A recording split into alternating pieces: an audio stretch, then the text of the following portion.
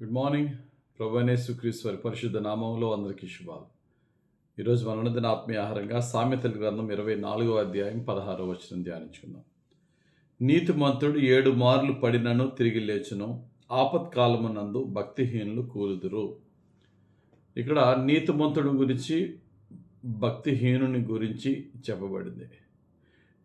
ఎవరు 7 సార్లు పడిపోతాడట? నీతిమంతుడు పడిపోతాడనుందా? భక్తిహీనుడు పడిపోతాడనుందా?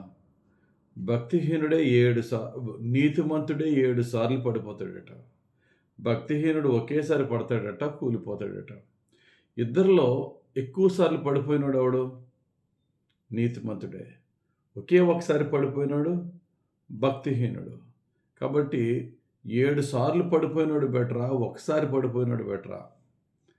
ఇక్కడ తెలుసుకోవాల్సిన సత్యం ఏంటంటే, నీతిమంతుడు ఎన్నిసార్లు పడిపోయాడో భక్తిహీనుడు కూడా అన్నిసార్లు పడిపోవచ్చు. కారణం ఏంటంటే, పడిపోయిన భక్తిహీనుడు మళ్ళీ లెగడు. ఇంక లెగనోడు ఎన్నిసార్లు పడిపోయినా ఒకటే. కానీ నీతిమంతుడు పడిపోయిన ప్రతిసారి లేస్తాడు. ఇక్కడ తెలుసుకోవాల్సిన ముఖ్యమైన విషయం ఏంటంటే, పడిపోవుట అనగా తప్పు చేయుట, తొట్రుపడుట అనేది నీతిమంతునికి, భక్తిహీనునికి అందరికీ సర్వసాధారణమే. ఈ భూమి మీద పాపము చేయకుండా, పాపములో తొట్రుపాటు పడకుండా, టెంప్టేషన్స్కి లొంగకుండా, చిన్నదో పెద్దదో ఎక్కడో ఒక చోట పడిపోయి తిరిగి లేగడం అనేది సర్వసాధారణం. కాకపోతే నీతిమంతునికి, భక్తిహీనుడికి తేడా ఏంటంటే, భక్తిహీనుడు పడిపోయి ఇంకా వాడు లేవడట. ఎందుకు వాడు లేవడు అంటే, వాడిలో పశ్చాత్తాపం ఉండదు, వాడిలో విశ్వాసం ఉండదు, వాడు దేవుని కృప మీద ఆధారపడ్డు. నీతిమంతుడు ఎందుకు లెగుస్తాడంటే, చేసిన పాపాన్ని బట్టి వాడిలో అపరాధ భావం ఉంటుంది, వాడిలో పశ్చాత్తాపం ఉంటుంది, క్రీస్తు యేసున్నది విశ్వాసం ఉంటుంది, మారు మనసు ఉంటుంది, దేవుని కృప వాడి మీదకి వస్తుంది.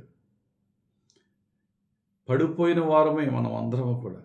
No doubt. యేసు ప్రభు వారి శిలువ మీద వేలాడుతున్నప్పుడు 2 దొంగలు ఉన్నారట.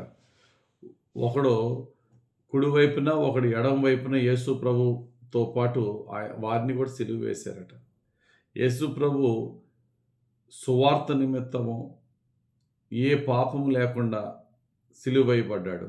వాళ్ళిద్దరూ చాలా దుర్మార్గమైన దొంగలు. కానీ యేసు ప్రభు మరణిస్తున్న యేసు ప్రభుని చూచి, యేసు ప్రభు నందు 2 దొంగలు ఒకడు విశ్వసించి, వాడు మారు మనసు పొంది రక్షింపబడి యేసు ప్రభుతో పాటు పరదేశంలో చేరుకున్నాడు, నరకం నుండి తప్పించుకున్నాడు. కానీ మరో దొంగ వాడిలో మారు మనసు రాలేదు, వాడు నరకపాత్రుడు అయిపోయాడు. అలాగే మనం 2 దొంగలు పోలిన వారమే. ప్రతి ఒక్కరు భూమి మీద తప్పు చేసిన వారమే. అయితే మారు మనసు పొందిన వారెవరు, మారు మనసు పొందిన వారెవరు అనేది ఇక్కడ ముఖ్యమైన పాయింట్. నువ్వు నేను 7 మార్లు పడినను తిరిగి లేస్తున్నాం. ఇక్కడ 7 అంటే లెక్కపెట్టి 1, 2, 3 అని లెక్కపెట్టి 7 కాదు. ఇక్కడ కీర్తనల గ్రంథము 37వ కీర్తన 27వ వచనంలో దీనికి క్రాస్ రెఫరెన్స్గా మనం చదివితే, యెహోవా అతని చెయ్యి పట్టుకొని ఉన్నాడు గనుక అతడు నేలను పడినను లేవలేక ఉండడు. దేవుడు ఆ వ్యక్తి చేయి పట్టుకున్నాడు కాబట్టి అతడు నేల పడినను లేవలేక ఉండడు, లెగుస్తాడు. ఎన్నిసార్లు? లెక్కలేనన్ని సార్లు. మనం చిన్నప్పటి నుండి ఇప్పటికి ఎన్ని తప్పులు చేసాం, ఎన్ని పాపాలు చేసాం?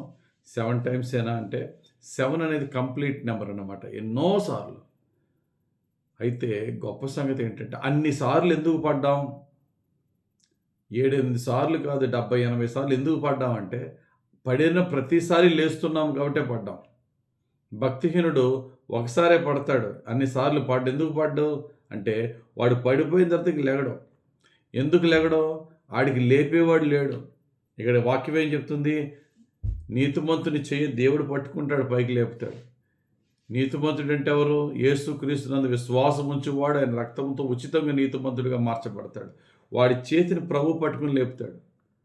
అసలు ఆ దేవుని మీదే విశ్వాసము లేని వ్యక్తి, మన పాపముల నిమిత్తము ఆయన రక్తము కార్చి మన పాపముల నుండి నీతిమంతులుగా మార్చగలిగే ఏకైక వ్యక్తి అయిన యేసుక్రీస్తు ప్రభువునందు విశ్వాసం ఉంచినప్పుడు వాడు పడిపోయిన చోట వాని లేపేవాడుండడు.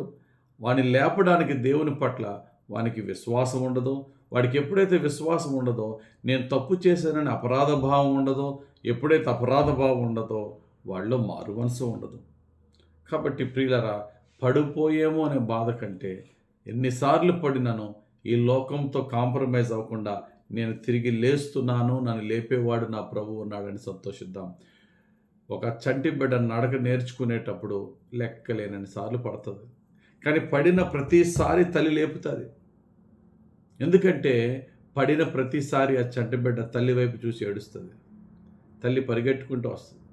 ఈరోజు మనం కూడా మన ఆత్మీయ జీవితంలో లెక్కలేనన్ని సార్లు పడిన ప్రతిసారి ప్రభు వైపు చూద్దాం, మారు మనసు పొందుదాం. ఒకరోజు చంటి బిడ్డ తల్లి పట్టుకోకపోయినా పడిపోకుండా నడిచే స్టేజ్ వస్తుంది. అలాగే మన జీవితంలో కూడా తండ్రి యొక్క కృపతో, ఆయన శక్తితో మనల్ని బలపరిచిన తర్వాత మనం పడిపోకుండా తండ్రిని వెంబడించే స్టేజ్ దేవుడు మనకిస్తాడు. కాబట్టి పడిపోయానని కృంగిదల నీకు ఉండవలసిన పని లేదు. ఏ పాపంలో పడినా లేపేవాడు మన ప్రభు ఉన్నాడు. ఎప్పుడు ఆయన విశ్వాసం ఉంచినప్పుడు. అందుకనే మీకా గ్రంథంలో చక్కటి మాట ఉంటుంది. మీకా గ్రంథం 7వ అధ్యాయం 8వ వచనం, నా శత్రువా, నా మీద అతిశయింపవద్దు. నేను క్రింద పడినను తిరిగి లేతును, నేను అంధకారమందు కూర్చున్నాను, యెహోవా నాకు వెలుగుగా ఉండును. దేవునికి స్తోత్రం కలుగును గాక. నేను క్రింద పడినా నా ప్రభువు నన్ను పైకి లేపుతాడు. ఎందుకంటే ఆయన వెలుగు ఎప్పుడు నా మీద ఉంటుంది. దావీదు పాపం చేసి పడిపోయాడు. రాజైన సౌలు దేవునికి విరోధంగా పాపం చేసి పడిపోయాడు. దావీదు సౌలు కంటే పెద్ద పాపాలు చేసి పడిపోయాడు. కానీ అదే దావీదు దేవుని యందు విశ్వాసం ఉంచి మారు మనసు పొంది నిరీక్షణ నుంచి పశ్చాత్తాపడి చక్కగా లేపబడ్డాడు.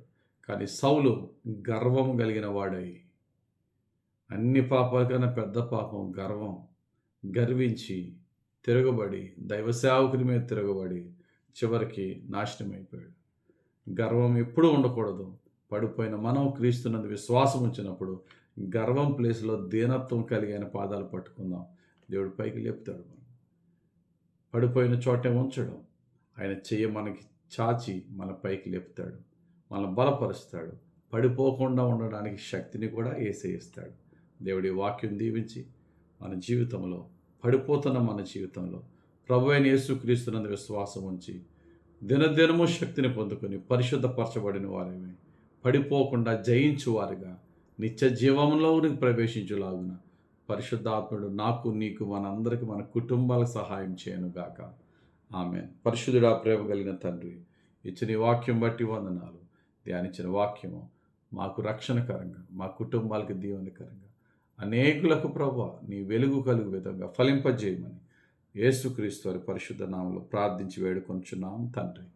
ఆమేన్. తండ్రి యొక్కయు, కుమారుని యొక్కయు, పరిశుద్ధాత్మ దేవుని అభిషేకం మనలను నడిపించి, బలపరిచి, స్థిరపరిచి, పూర్ణులుగా చేసి దీవించును గాక. Amen. God bless you. Have very blessed day.